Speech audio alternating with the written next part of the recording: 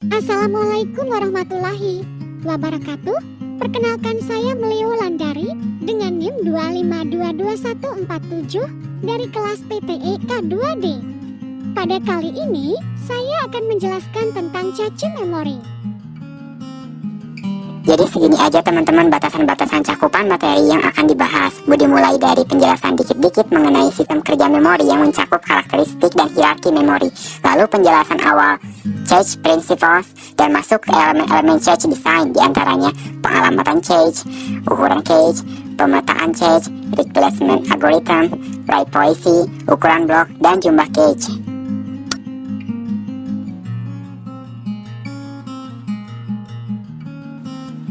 Memori ialah bagian dari komputer sebagai tempat di mana program dan data disimpan untuk kemudian diakses kembali. Pembagian memori internal dan eksternal di sini dapat diketahui dari letaknya dia berada. Secara bahasa, internal berarti berkaitan langsung dengan pengaksesan oleh CPU, sedangkan memori eksternal berarti terletak di luar CPU. Yang pertama, register, merupakan memori yang langsung berada pada chip prosesor yang menjadi acuan langsung proses menjalankan operasinya dalam sistem pengeksekusian data internal. Selanjutnya, memori internal merupakan memori yang sifatnya sementara sebagai pengingat dan dapat diakses selama komputer menyala. Setelah komputer mati, data dalam memori tersebut akan hilang, kecuali pada ROM yang bersifat non-volatil. Singkatnya, memori internal ini berfungsi untuk menampung seberapa maksimalnya komputer menyimpan data secara bersamaan dalam satu waktu. Karenanya, memori internal terbagi menjadi RAM, ROM, dan cache. Yang ketiga, memori eksternal merupakan memori yang nantinya akan menyimpan data secara tetap dan permanen selama pengguna tidak menghapusnya. Karena berada di luar CPU, data yang akan diakses oleh prosesor akan melalui piranti output dan input menuju hard disk maupun disket. Sebelum pada karakteristik, elemen yang menjadi dasar dari sebuah memori ialah sel memori itu sendiri yang memiliki kemampuan semi-stabil yang digunakan dalam menginterpretasikan bilangan biner. Sel memori juga dapat ditulis atau dibaca. Karakteristik pertama ialah lokasi. Dalam chip prosesor, yaitu register. Luar prosesor tapi dapat diakses secara langsung oleh prosesor, yaitu internal atau main memory, dan cache. Yang selanjutnya itu di luar prosesor atau secondary memory, yaitu memori eksternal itu sendiri. Karakter kedua itu kapasitas. Kapasitasnya itu berupa word yang merupakan satuan kelipatan dari byte seperti 8 bit, 16 bit, dan 32 bit. Karakter selanjutnya yaitu satuan bit yang ada yaitu word, dan blok-blok itu satuannya lebih besar daripada word. Selanjutnya itu metode akses. Yang pertama ada sequential access, yaitu merupakan suatu metode dengan membagi-bagi memori menjadi banyak record. Oleh karenanya informasi pengaksesan harus lebih spesifik lagi, contohnya pada file magnetik. Selanjutnya ada direct access yang terdapat mekanisme set, write, or read untuk pengaksesan alamat berupa blok dan record, contohnya ialah disk. Yang selanjutnya ada random access yang akan memilih lokasi pada suatu lokasi atau blok secara acak dengan memberi alamat secara langsung, contohnya ialah main memory.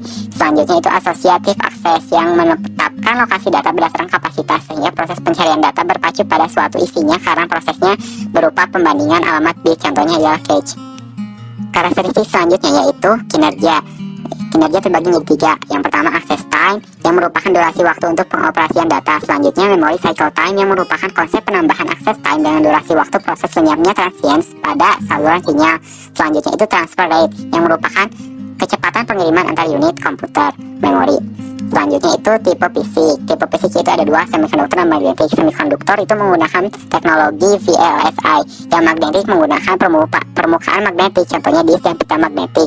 Selanjutnya karakteristik fisik.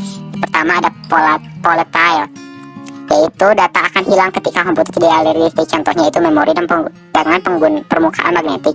Yang selanjutnya non volatile, yaitu kebalikan dari volatile. Selanjutnya ada stable, yaitu berarti memori dapat dilepas dan digantikan. Yang selanjutnya non irreversible, yaitu memori tidak dapat dilepas dan digantikan kecuali dengan membongkar komponen hardware-nya. Organisasi. Yang selanjutnya ada organisasi, yaitu membahas modul-modul memori. Hierarki memori dapat dilihat dari kecepatan harga kapasitas memori, dilihat dari semakin dekat atau semakin jauh letaknya dari prosesor. Berdasarkan hierarki memori tersebut dapat disimpulkan semakin bawah atau semakin jauh dari prosesor, harga semakin murah, kapasitasnya tinggi tetapi kecepatan rendah.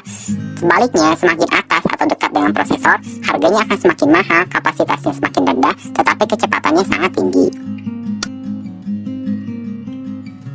Sebelumnya, cache merupakan sebuah memori kecil yang letaknya dapat di dalam ataupun di luar prosesor untuk menyimpan data-data yang mungkin akan diakses oleh prosesor agar tidak lama dalam hal pengaksesan.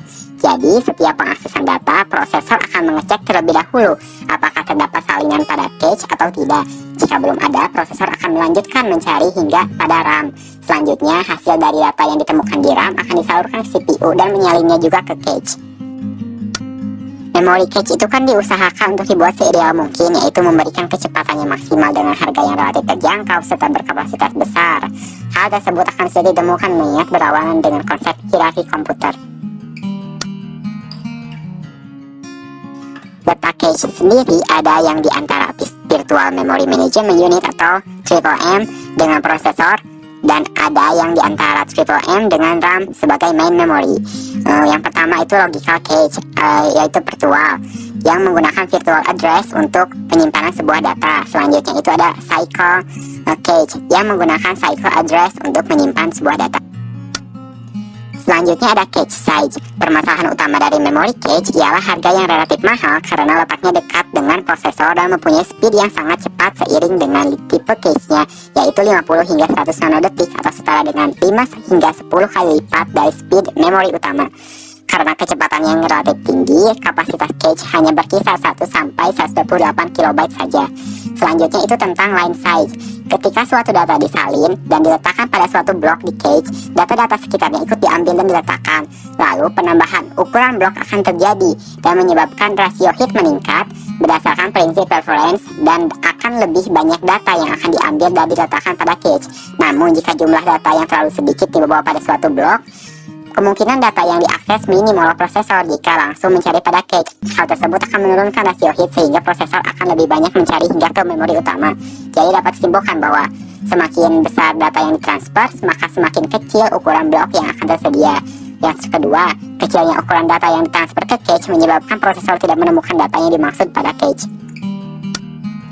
Cache sendiri biasanya terbagi menjadi 3 bagian, yaitu L1, L2, dan L3.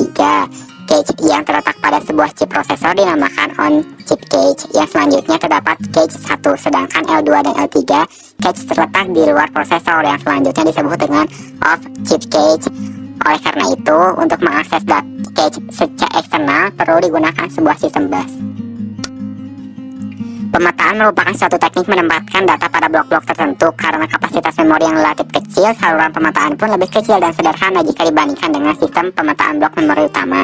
Pemetaan pada cache sendiri terdiri dari 3 fungsi, diantaranya pemetaan langsung atau direct mapping.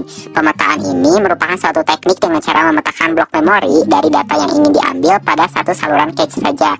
Oleh karena itu, alamat data yang ada pada cache akan bersifat tetap karena tempat data sudah menentu.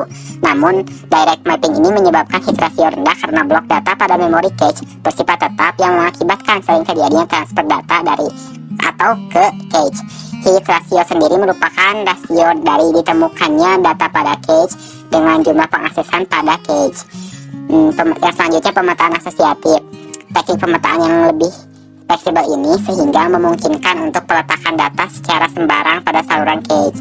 Dengan demikian, pemetaan ini akan membuat hit rasio relatif tinggi, namun karena data yang diletakkannya sembarang blok, waktu pencarian oleh data prosesor akan cukup lama karena mengalami serangkaian pengecekan data pada setiap tag untuk menemukan blok yang dimaksud.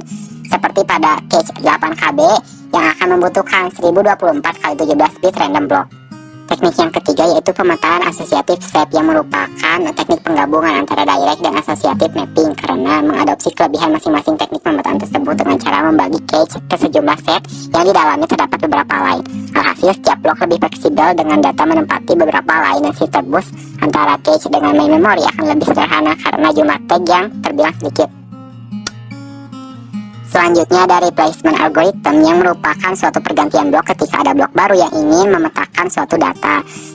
Pada pemetaan langsung, alamat blok dalam direct mapping bersifat tetap, sehingga jika ada blok baru yang akan memetakan pada data pada suatu cache, akan terjadi pergantian blok sebelumnya oleh yang baru karena setiap blok hanya akan menempati satu line. Pemetaan yang selanjutnya pemetaan pada asosiatif dan asosiatif set, yang untuk mempercepat suatu speednya maka algoritma implementasikan pada suatu hardware. Nah, dalam hal ini hardware di sini itu hardware tambahan.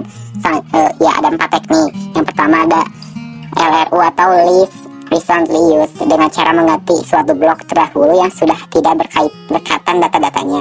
Yang kedua ada first in first out atau FIFO, dengan cara mengganti saja blok sesuai urutan waktu masuk dan keluarnya data.